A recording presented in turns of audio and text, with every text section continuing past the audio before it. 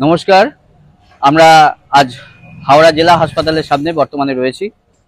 আপনারা জানেন যে আমাদের সহকর্মী সংগ্রামী সাথী শুভঙ্কর ব্যানার্জি গত 28 তারিখ সকালবেলা থেকে গ্রেপ্তার হয়েছেন।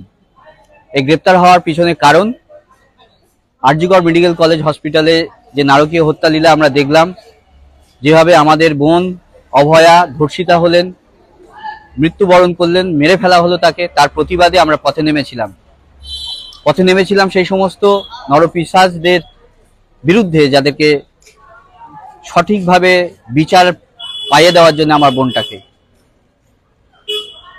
আমরা সংগ্রামী যৌথ মঞ্চের পক্ষ থেকে দাবি করেছিলাম আরজিকর হত্যাকাণ্ডের যারা প্রকৃত দোষী তাদের শাস্তি হোক। সেই দাবিকে কেন্দ্র করে সংগ্রামী যৌথ মঞ্চ গত 27শে আগস্ট হাওড়া থেকে একটি মিছিলের আহ্বান করেছিল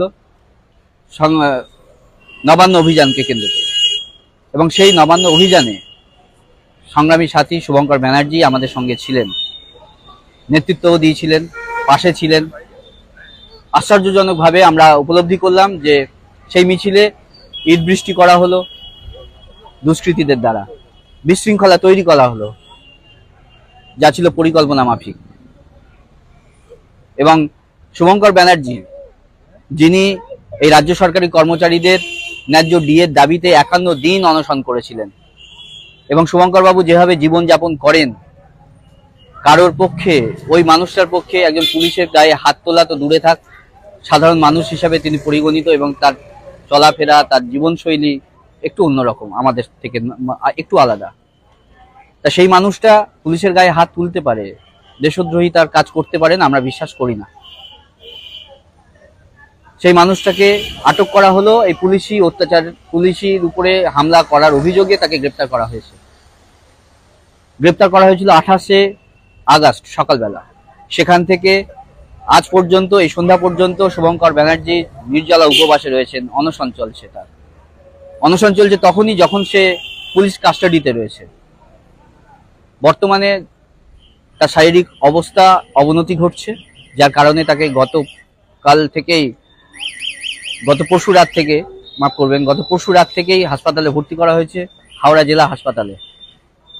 তারপরেও তার লড়াই থেমে থাকছে না, তার লড়াই চলছে, লড়াই জারি আছে। অনশনে রয়েছে, নির্জলা উপবাসে রয়েছে। তাই আগামীকাল হয়তো আমরা সংগ্রামী যৌথ মঞ্চের পক্ষ থেকে একটি বড় কর্মসূচি গ্রহণ করতে পারি। তাই আপনাদের কাছে আবেদন করব, আপনারা যারা রয়েছেন সংগ্রামী সাথী বন্ধুরা, যারা শুভঙ্কর ব্যানার্জির মতো মানুষকে পাশে থাকতে চান, তারা এই সংগ্রামী যৌথ মঞ্চের যে কর্মসূচি আগামীকালের ঘোষণা হওয়ার চান্স প্রবল, সেই কর্মসূচিতে অংশগ্রহণ করবেন। কারণ আগামী সোমবার হাওড়া জেলা আদালতে তাকে তোলা হবে এবং বেল প্রেয়ার করা হচ্ছে। তাই পাশে থাকার আবেদন জানিয়ে আরজিকরের যারা প্রকৃত দোষী, সেই শাস্তির দাবিতে যে মানুষটা পথে নেমেছিলেন, পুলিশের অত্যাচারের শিকার হয়েছিলেন, সেই মানুষটা আজকে অনশনে রয়েছেন। সেই মানুষটা আজকে জেলে বন্দী রয়েছেন, কারাগারে রয়েছেন, তারপরেও তিনি অনশন চালিয়ে যাচ্ছেন আপনার ঘরের পরিবারের মহিলাদের সুরক্ষার জন্য। পাশে থাকার আবেদন জানাচ্ছি তার জন্য। আগামী দিনে আসুন, পাশে থাকুন। এই বলে আমি আমাদের পাশে রয়েছেন আমাদের সংগ্রামী যৌথ মঞ্চের কনভেনার শ্রীবাস তিওয়ারি বাবুকে কিছু বলার জন্য আবেদন জানাচ্ছি।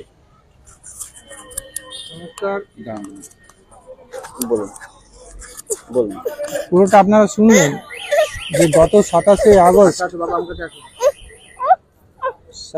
আগস্ট নবান্ন অভিযান সংগ্রামী যৌথ মঞ্চের ডাকে যেটা ঘটনাটা ঘটেছে, একটা সুপরিকল্পিত ভাবে শুভঙ্করকে যেভাবে পুলিশি আক্রমণের মুখে ঠেলে দেওয়া হয়, বাইরের কিছু নিষ্ক্রিয়েন্ট অযথায় ইট বৃষ্টি করার পরে পুলিশ যখন লাঠি নিয়ে তেড়ে আসে, শুভঙ্কর আত্মরক্ষার স্বার্থে পুলিশের কাছে করজোড়ে যখন এগিয়ে যায়, সেই সময় নির্বিচারে তার উপর লাঠি চলে, এবং সেই এডিটেড ভিডিও দেখিয়ে পুলিশ তাকে 28 তারিখ তার বাসভবন থেকে গ্রেপ্তার করার সাথে সাথে অভয়ার রেপিস্ট এবং হত্যাকারীদের মুক্তির স্বার্থে শুভঙ্কর আবার অনশনে শুরু করে, এবং এবারে অনশন হচ্ছে নির্জলা অনশন।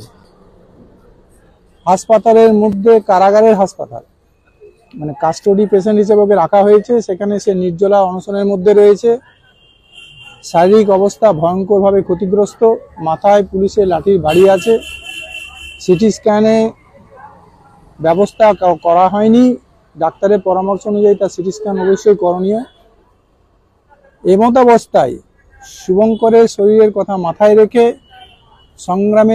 সংগ্রামী যৌথ মঞ্চের বিভিন্ন সংগঠনের নেতৃত্ব এবং কর্মচারীদের কাছে আবেদন, শুভঙ্করের নিঃশর্ত মুক্তির দাবিতে আপনারা এগিয়ে আসুন। আগামী সোমবার হাওড়া কোর্টে তাকে আবার তোলা হবে। সেখানে নিঃশর্ত মুক্তির দাবিতে আপনাদের আগমন এবং ওই কোর্টের কাছে জমায়েতের মাধ্যমে তার নিঃশর্ত দাবি করে তাকে যাতে নিঃশর্ত মুক্তি দেওয়া যায় তার ব্যবস্থা করুন। ধন্যবাদ। নমস্কার।